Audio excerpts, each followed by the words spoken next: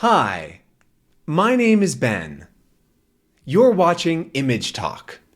This video is meant for English beginners. Today, we'll be talking about 5 images. If you need, there are subtitles available, or the entire transcript is on benslanguagelab.com. For now, all you need to do is watch, listen, and enjoy. Let's start with this image right here. This looks like a picture of a little nook. A nook is somewhere that you can be or you can sit that isn't like in the middle of the room, right? This is off on the side. This is in a window. Here we see a window, and you can sit here or lay here, right? If you're sitting or if you're kind of laying down, you can read a book. There are plenty of books here and books here that you can read. So you could sit here and read a book. This is a person reading a book, and maybe that's you, right? That's you, reading a book in the nook, a book nook, if you will. This picture looks like a very almost futuristic room. It looks not modern. Modern is today or yesterday, tomorrow. But the future is far in the future, right? As I'm recording this video right now, it's 2024. But this looks like it might be in 2031. Who knows? It looks futuristic because there are lots of circles here. There's this interesting pattern on the window. There's these lights, right? There's all this light around. There's a mirror on the ceiling. A mirror is when you see a reflection of something, right? So if you turn one thing, the other thing also goes with it, right? That's a mirror. You can see yourself like in a phone screen. That's a mirror, right? Can you see the camera at all? That's like a mirror. And so we see a mirror on the ceiling, and it looks sort of futuristic. It could be real. There's nothing that's fake about it or too futuristic, but that's how it feels to me. It feels like it's in the future, in 2031. We also see that there's some really interesting colors. Orange isn't a super common color for this kind of thing. Orange and white also feels futuristic, right? This is this interesting orange color. Oops, I want this color, please. Yeah, that's done. I want to draw with it. There we go. And so we have this interesting orange color, which is in these lights here, but then also here in the couch. And really that's it. Also, I guess in this light down at the bottom. Anyways, I think that's enough about this image of this interesting book nook, this place to read. So let's look at image number 2. Here we have an interesting poster that you might put on a wall, right? You might put a poster on your wall right here, right? To hang up on the wall. You could go here and you could put the poster right here and hang it up. It wouldn't look very good there. It'd be kind of weird. But this is what it looks like. I might have it on a wall or something like that. And this is a poster of a car, an old maybe 1970s car, right? So from the past, right? From the 1970s, sort of is when it kind of looks like, right? Maybe a little bit later, maybe late 70s, so like 79 or something like that, or rather 79, like that. And this looks sort of like a schematic. A schematic is when you get to see all of the individual parts, right? So we see here there are all these little parts that go to the car, right? This, for example, is the handle that you grab onto to open the door, and so we see the individual pieces and parts that make up the car, that create the entire car.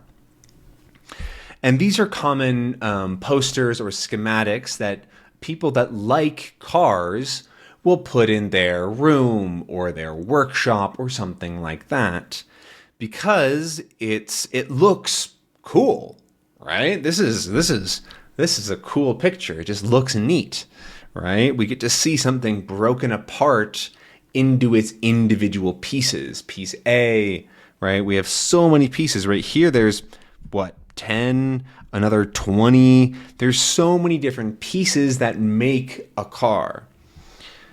And we can see the car in different cross sections. A cross section is when you get to see something with part of it missing, right? So this part here is missing the hood, right? The hood of the car would be right here, but it's not. And so we're sort of seeing inside. And here we have the door cut off, right? There's no door, there's no wheels. And so we're sort of seeing a cross section of the car.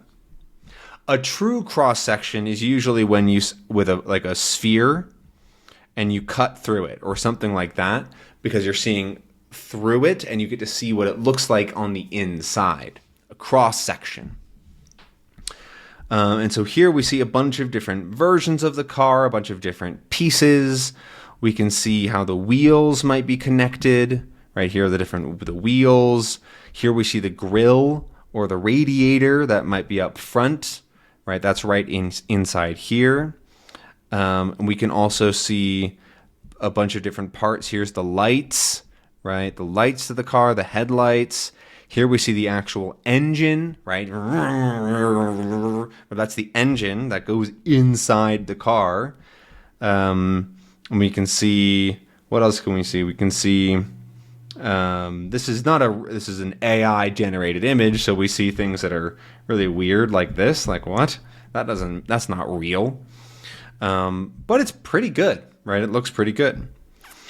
I don't really know cars very well. I don't really know what this stuff is called.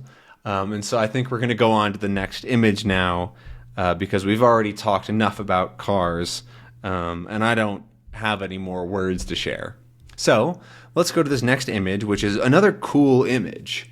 This one is a bird's eye view of some people rowing a boat. A bird's eye view is what a bird sees, right? So I can't draw very well, but if we have a bird here, here's his beak and his wings. Oh God, there's my bird, right? So a bird, right? All these birds that are flying, tweet, tweet, tweet, tweet, caw, caw, and they're looking down on something. That's a bird's eye view. So they're seeing from high up, they're looking down on these people. So we call this a bird's eye view. And so we see that there are 1, 2, 3, 4, 5, 6, 7 people in a boat rowing. And they are part of a crew, is what it's called. Crew is a sport where you row as a team. I think you can do individual, like one person is rowing on their own, but you typically row as a team. And you go as fast as you can, and you go as far as you can. There's different kinds of crew. And so there are these people, and they're in the boat, and they are rowing. So to row a boat is when you take the oar. These are called oars, right? That's an oar. And they're going to row the boat. They pull back, they push it forward, and you pull, and then you push, you pull, you push, and you go forward, right? You can also go the other direction, depending on what kind of crew it is, and they often go quite fast because it's 7 people rowing a boat at the same time. You're going 1, 2, let's go, pretty quickly. And so we see they're also in very clear water. it's the water around them, right? All this water is pretty clear. We can see through it, right? We can see this, there's this rock. We can see the rocks at the bottom of the river or the lake or wherever they are. A river, by the way, is water that goes like this from one place to another place. But a lake is more like this, right? There's no real way for water to come in and then come out. It's this big body of water, this big pond, a big piece of water is a lake, and then a river is the individual water that goes somewhere specific. And so we don't really know where they are, but just because of how clear the water is, I would guess that they're in a lake. No, yeah, a lake.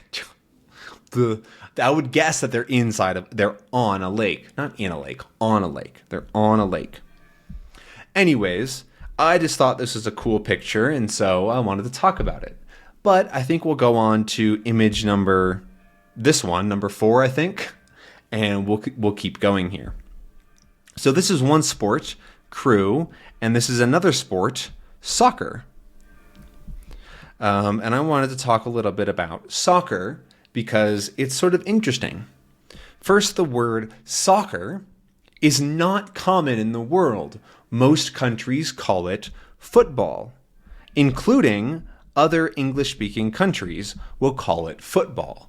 So, for example, if you go to Australia or to the United Kingdom or to Britain, right, they're going to call it football. However, in the United States, we call it soccer. It actually is an old name from Britain, which stood for Association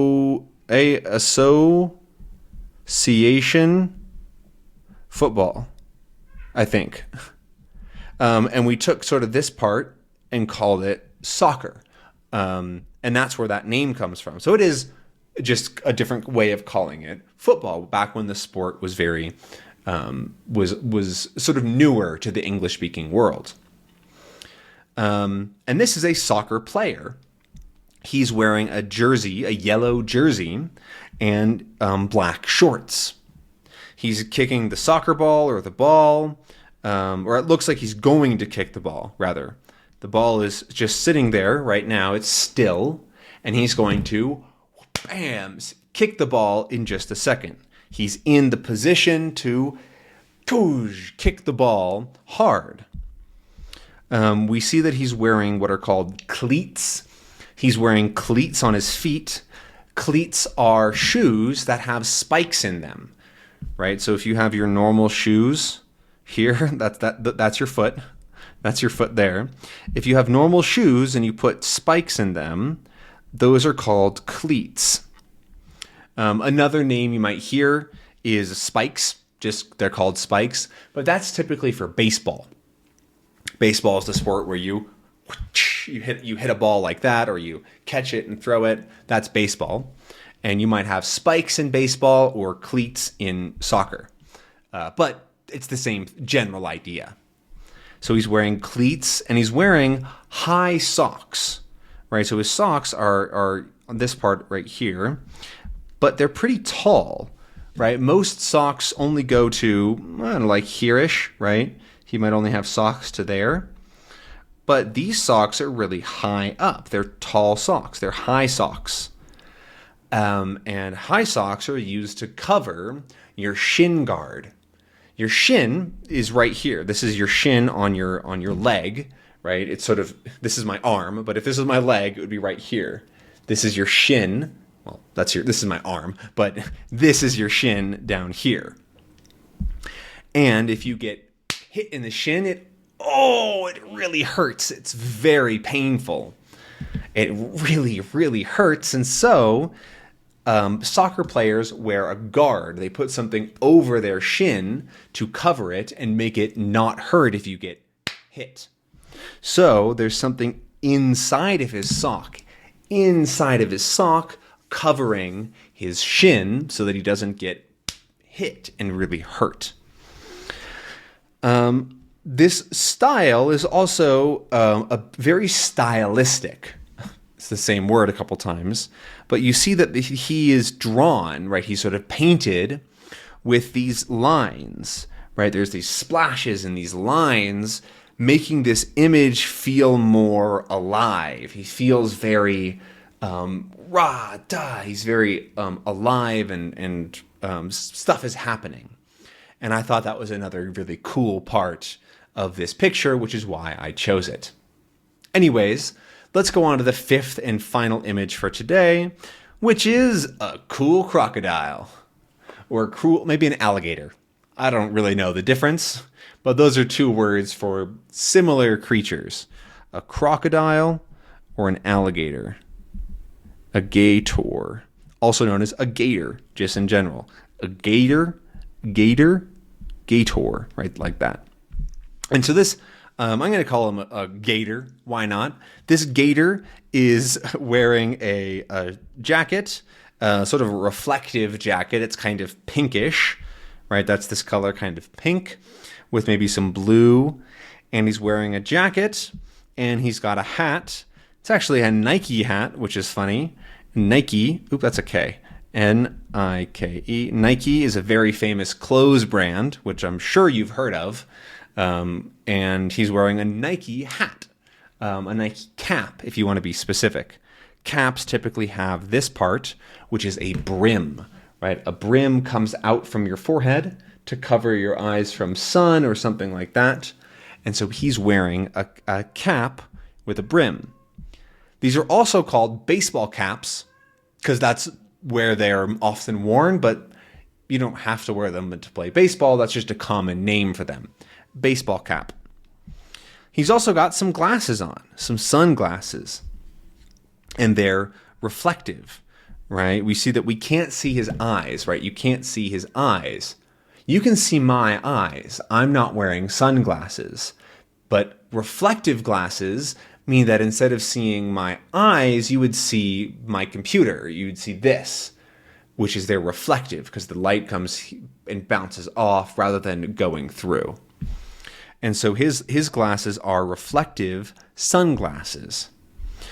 And we also see that he sort of looks a little chill. He's like, yeah, I'm cool, right? Because he's a gator. A gator. There's not a whole lot else going on here, but I did want to share a fun, I guess a phrase or a saying that we have in the US.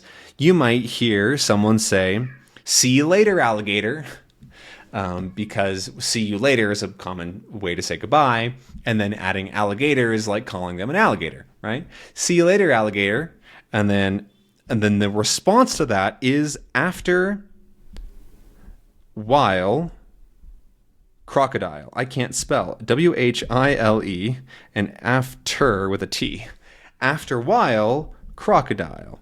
And so if someone says goodbye to you, and you might want to say, "See you later, alligator," and then they might respond to you with, "After while, crocodile." So that's the last thing that I wanted to share today. And so to recap this, we talked about this interesting room where you might sit and read, the sort of book nook, as we called it.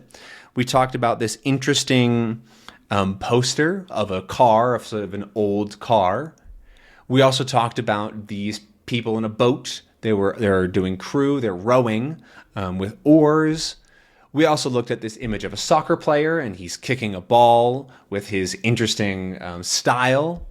And then finally, we looked at this cool gator who's got his jacket and sunglasses on. But this is the end of this episode of Image Talk. I hope that you enjoyed this video and maybe learned a couple of new words. Remember, all the transcripts are on benslanguagelab.com if you need. And I'll see you again in the next video, so make sure you're subscribed. After a while, crocodile.